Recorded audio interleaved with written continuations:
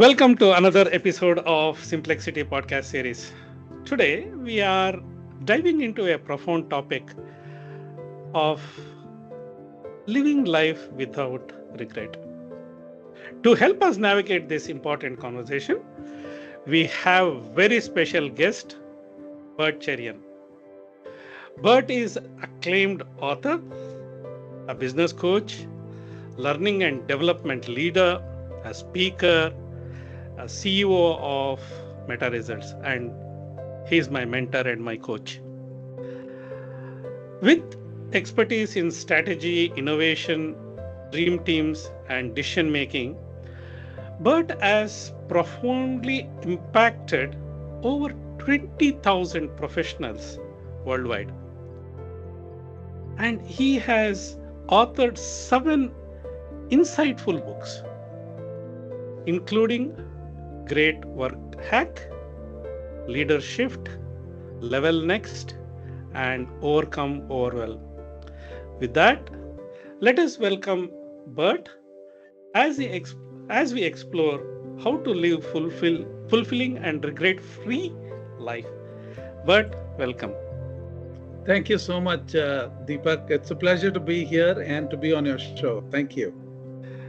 Thanks a lot, Bert. And it's been a while. We have spoken, and here we are. And with all your encouragement, it's been a great journey for past 15 years. And now I'm trying to do something which you are master of, right? So I wanted to try out that with you and explore getting deeper into it. As a person, I have known you. There are a lot of things which we can learn during the course of our life. So when I thought about this particular topic, and when I checked with you, and it was an amazing feeling for me to have you and discuss about how to have fulfilling and regret-free life. Thank you again, but let us kick off. What does it mean to live without regrets, and why is it important to strive for that mindset? All right. So I think that a life of regrets brings you to a place where you are driving looking at the rear view window, and that is not going to work. You are going to hit some lamppost or the other. So living with regrets is an accident. It's an accident waiting to happen. So this is one reason why a life of regrets is a basic requirement for healthy and positive living. So that's what I would say. Oh, so I like the analogy, Bert. If you see rear view mirror and drive, you will go and hit the light post. Yeah, that lamp post. Yeah, such an important. And in our personal lives, we go through this, right? In my book, I spoke about both my parents had a small dreams which I was not able to fulfill for them. It's there in me, and it's very hard for me to get over. So how do we deal with that experiences, and how to make it these difficult decisions initially which we have not done, and how do we get through this? Particularly, I mean, all of us have regrets about things that have happened. But the question is how we deal with that regret. Uh, there is a issue of something we should have done, but we didn't do. So it could have been whatever the reason was, we didn't do it. That's all, or it didn't turn out right. In your case, like you said about some small dream that you had for your parents, were not able to fulfill it at that time, right? And I think that if we decide to honor that intention in some way in the present, it would free us. So we would not be able to do it for the exact same people that we intended to in the beginning, but could we do the same intention for somebody else? And that would be a great way to free us from having a sense of regret about something we didn't do. That's what I would say. Oh, thank you, Bert. I had never thought about that. Um, yeah, we can always do for someone else and try and see that is not haunting us all the time. Yeah, that. Thank you for that. Uh, the next question which I wanted to dwell deep upon: what are some common regrets people tend to have later in the life, and how can they be avoided? One, you spoke about, yeah, everyone will have a regret, but then how do we in a current, how can we change it and ensure that we can do it to someone so that we can get over? But how can individual overcome that, the common regrets people tend to have? Well, firstly, I mean, the regrets that people, there was a survey done about people in their old age, and they were asked, what is it that you regret most? And the answers that they gave was that I wish I had loved more. Oh, And that is an interesting one. Uh, to do and to be more loving requires boldness of life. And and I think that when we are fearful and not taking a bold step forward, uh, we tend to have regrets. These are what I would call sins of omission. We just didn't do it. That's it. And that's the biggest one. Rarely do I find people having tried something and it didn't work out. Many times that happens. So what? Every time we try something, we learn something, and version two gets better. So I think it's really sins of omission that leads to a place of regret. yeah, that's a really good way of putting things. But boldness and taking first step is something which and the other thing which you said is being bold to love someone, which is very important, which we always think that we need to fight someone, we should be bold enough, but then to love someone and being humble and show the humility and empathy, you need to have much more courage, right? So this is really making on a Friday evening, definitely it's really charging up for the weekend. uh, how do you differentiate between healthy reflection on past experiences and dwelling on regret? I think let's deal with the second piece first, which is dwelling on regrets. The reason we dwell on regrets is that we have not teased out the lessons from it. That's really the point. If we have not teased out the lessons from what happened in the past, then we have to go round and round the mulberry bush over and over again. And uh, that is such a lousy way to live. So I would think that figure out the lessons and then say bye bye to the past because it doesn't exist anymore. The future doesn't exist, the past doesn't exist, the only moment is now. Like this moment right now between us, right? This is the only thing that is real. So stay with reality and you learn the lessons, move on. That's it. It's not much more than that.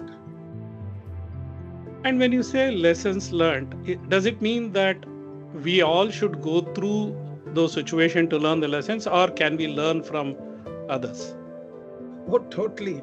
I think that you can learn from all the disasters people do around you, that you don't need to do it yourself.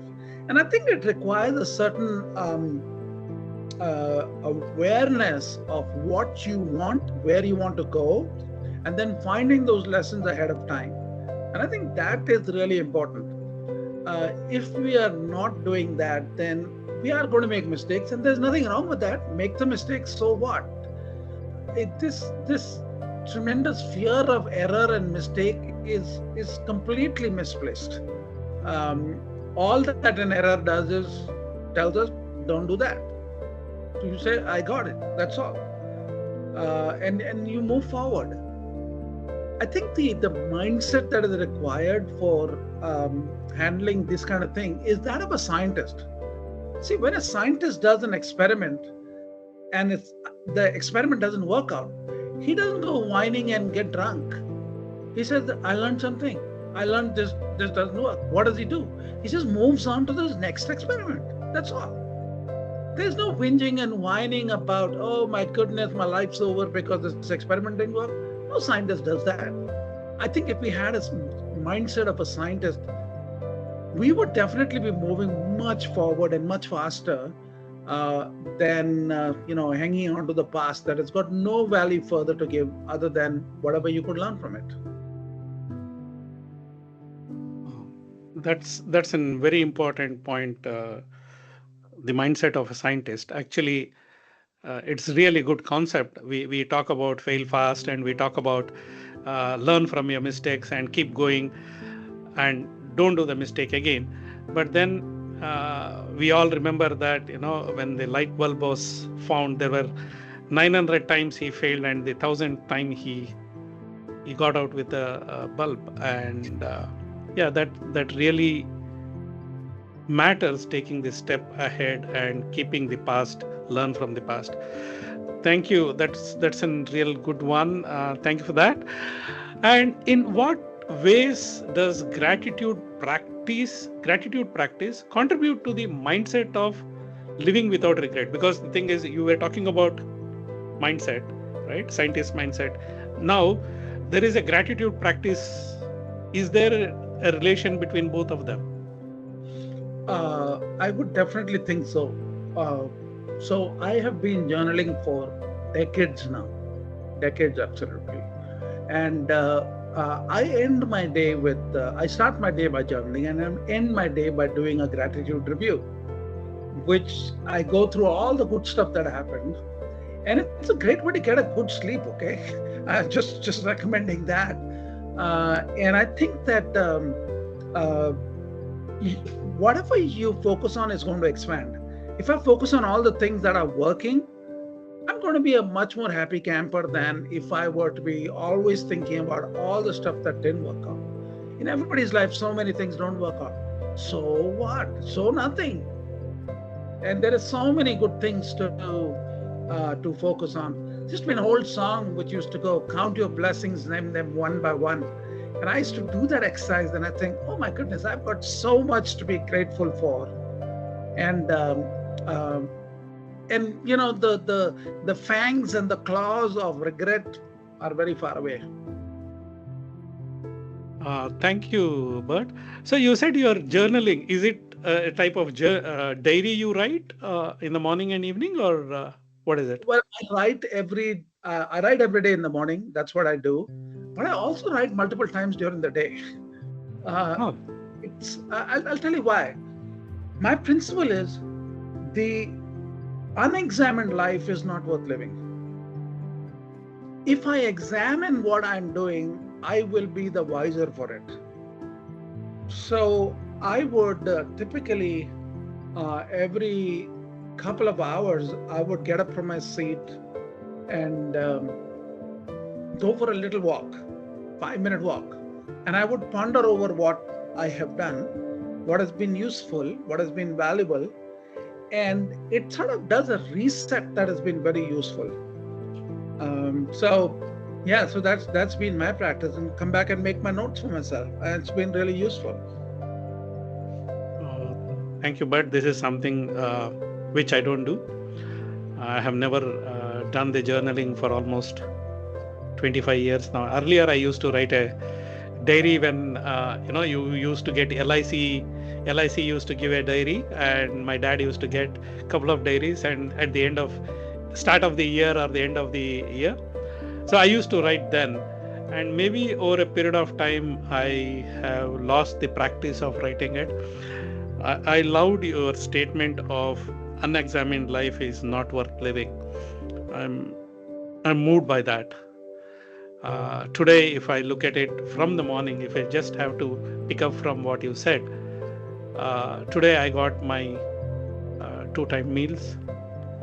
I'm warm and cozy in my room. God has blessed me with that. And I was food on the table, which was there, and loving wife and son, and peaceful afternoon and evening. I'm talking to you, and great day at work. Though I made some mistakes, but then uh, the mistakes we keep learning. Oh, thank you, Bert. I think I can go on the blessings, and especially this will become my mantra from now onwards: unexamined life not worth living. Thank you for that. Ah, I don't want to take too much of your knowledge on one time. Maybe I need for a few more years so that I can take it as much as possible. Okay, how can individuals strike a balance between taking risks and being cautious to minimize future regrets? Again, the thing is, like, we grew up in a society or a culture where uh, we should be cautious, we should not make mistakes, we should not do that. uh, all that is ingrained, especially who grew up uh, past 35-40 years back, not the kids who are growing up now. So how do we deal with that, like, with that mentality and mindset? How does that, because you would have seen in your career talking to so many people across the world, and conducting face to face interviews, chats, or the trainings and coaching, different cultures, right? How do we balance this out? I think one good example would be, let me share a quick story. So uh, there was this young lady who came, and she said, talked to one of our team members, and she was saying that. So we asked her, "What's your dream?" She said, "I want to start a restaurant." I said, "Really? Okay. And what's your plan?" And she said, "I'm saving up money for it." And I said, "How much are you saving up for?" And she named this huge, enormous sum of money to do a restaurant. Now, as a very seasoned entrepreneur, I know that starting a restaurant is absolutely the worst business to start. But I didn't say anything of that. I said, "Okay, and how long are you going to take to save up that money?" She said, "About 10 years. I said, 10 years. Okay, I got it. And I said, "What if you could start your restaurant next week?" And she said, "Next week? How could I do that?" I said, "Well, here's how you could do that." I said, "You rent out the terrace of a friend, and you hire 5 tables and chairs, and get a nice red check cloth and a little vase, and you go down to the print shop and you print out a menu of the things that you're going to offer. Don't make any food, just buy it. And invite your friends and tell them it's a pop-up restaurant. And would you come for this day? You're doing an experiment." And your friends would come and they'd have to pay for the food. And so she said, "Wow, sounds like a great idea. I could try that." She did. And, she ran her one-day pop-up restaurant on a terrace. And after that, we talked to her and said, "Well, how was it?" She said, "It was a disaster." We said, "Why was it a disaster?" She said, "You have no idea how messy people are. There was coffee on the floor, there was all kinds of bread lying around, and I mean, I couldn't believe it." And I said, "Well, what do you think now?" She said, "I don't think I'm going to start a restaurant." And I said, "Well, what was your intent when you started thinking of starting a restaurant?" She said, "Well, I thought I would meet up with wonderful people and I'll have great chats with them. And I found that I was running like a headless chicken, trying to serve everybody and make sure everything was okay and the coffee was hot and all of that. And I found I had no time to talk to anybody. So I said, what if you kept your intention the same and found a different way of meeting that intention of meeting interesting people?" She said, "Whoa, I can do that." And guess what? She became a facilitator. And she met her intention. She didn't have to wait 10 years to fulfill this dream. I think we make a mistake by thinking in terms of Big Bang. Run a small experiment, dip your feet in the pool and see whether it's cold or not. A trial small experiment that's not going to bust you down completely. When you do that, you will learn. Just run a series of experiments, and you will know whether you want to do it or not. Most of the time, when you have a vision and a passion for something, every experiment will take you closer to becoming so much better at it. So I think this idea of risk is the terrible thing is completely overrated. Uh, think in terms of little bets. Take a little bet, see how it goes. Take another little bet, see how it goes. Take another little bet. So you're not betting the farm. Can I take a little bet? Yes, of course I can. Can I don't have to spend thousands of dollars on this. Can I spend 50? Yeah, I can handle 50. Go do it. And it works. Thank you, Bert. I think this story. I think I have tried it in New Zealand when I was fascinated by a coffee shop, right? So when I was Oh again, no. no. Listen, I was really fascinated about a good coffee, and my idea was mobile coffee cart. Basically, it will be a van which will be set up with all the stuff, and you go from place to place, and this one. So I had in my mind, I worked out like an consultant. I worked out all the costing, how many coffees I need to sell, how do I sell, where the app, everything is. Then one day, on a rainy day, I think football. It was a football season in New Zealand. Same season, rainy season is football season. So what I did is, I asked one of the coffee cart guy, can I come with him to wherever he goes, and stand with him or help him out in making his coffee and serving the coffee, without anything. I told him why I am doing this. I want to know. I did that morning. I got up around 4 o'clock in the morning. He gets into one place at 5:15, so I had to be at 5:15 in that particular bus stop. So I got up, went, started my day at 5:15, and 2:30 he finished off his day. And I came home and I said, I'm not doing a coffee cart.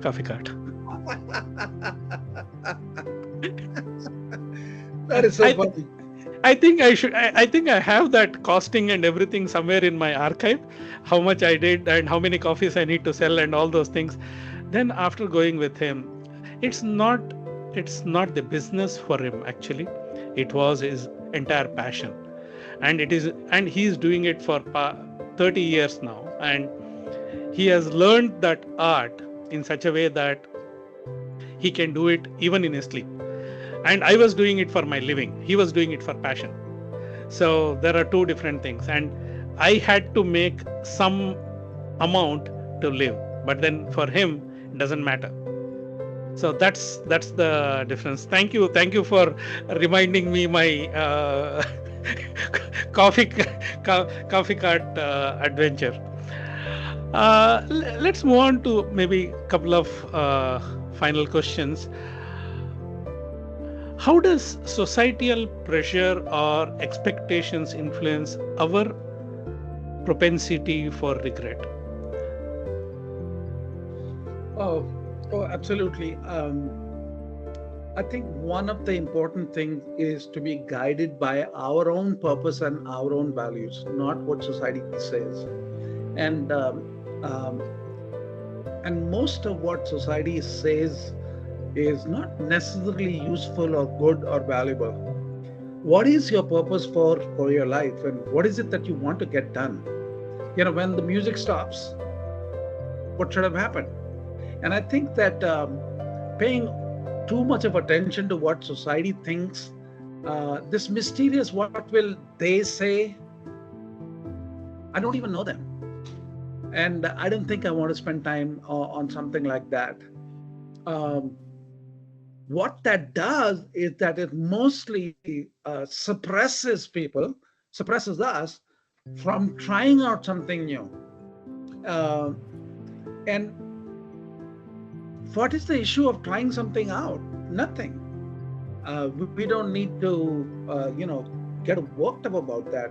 And I think that paying too much attention to societal pressures is just a bad idea if it doesn't align with where you want to go and what your purpose in your life is.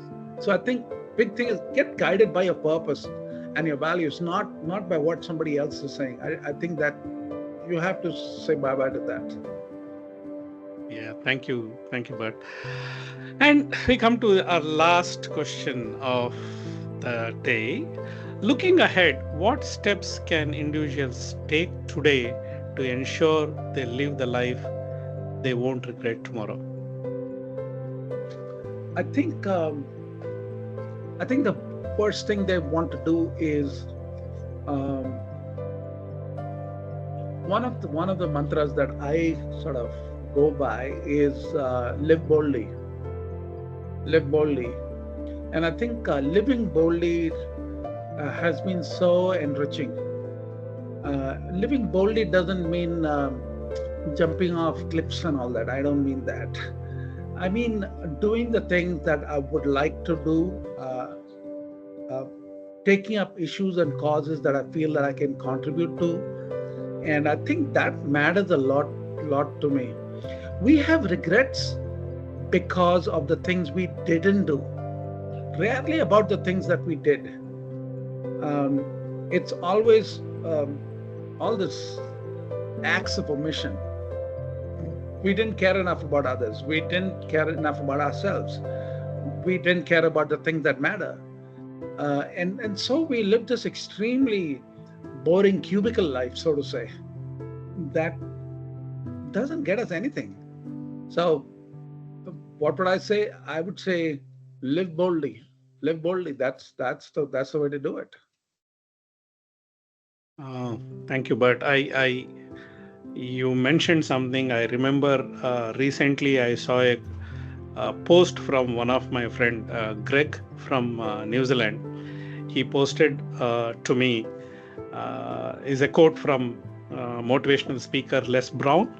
He says, "The graveyard is the richest place in the earth because it is here that you will find all the hopes and dreams that were never fulfilled, the books that were not written, the songs that were never sung, the inventions that were never shared, the cures that were never discovered, all because someone was too afraid to take that first step." Well said. Well said. When you said that, I thought I have to say this because I have kept it as my desktop. I have cut that and pasted on my desktop. Every day I try to look into that. If I don't do it, and will never do it, and not doing is more painful than doing and learning. True. Right. True. Yeah. With that, we are coming to the end of the podcast. Thank you for your wisdom as always, and thank you for your encouragement as always. And just before we close, is there any final words you would like to share with our viewers? Well, I think the only thing that I would say is I would actually have a book recommendation for people who want to think through this whole issue of regret. And that book recommendation is called The Power of Regret by Daniel Pink. Power of Regret by Daniel Pink. And it's a good book. It's a good read, very helpful. I would suggest that as a good takeaway for people to dive further into. So that's what I would say, Danny. Yeah. Thanks a lot. It's an amazing experience speaking to you and trying to learn things. But thanks a lot. And till the time we meet again, you be safe, be happy, and keep helping people like me. Thank you. Thank you.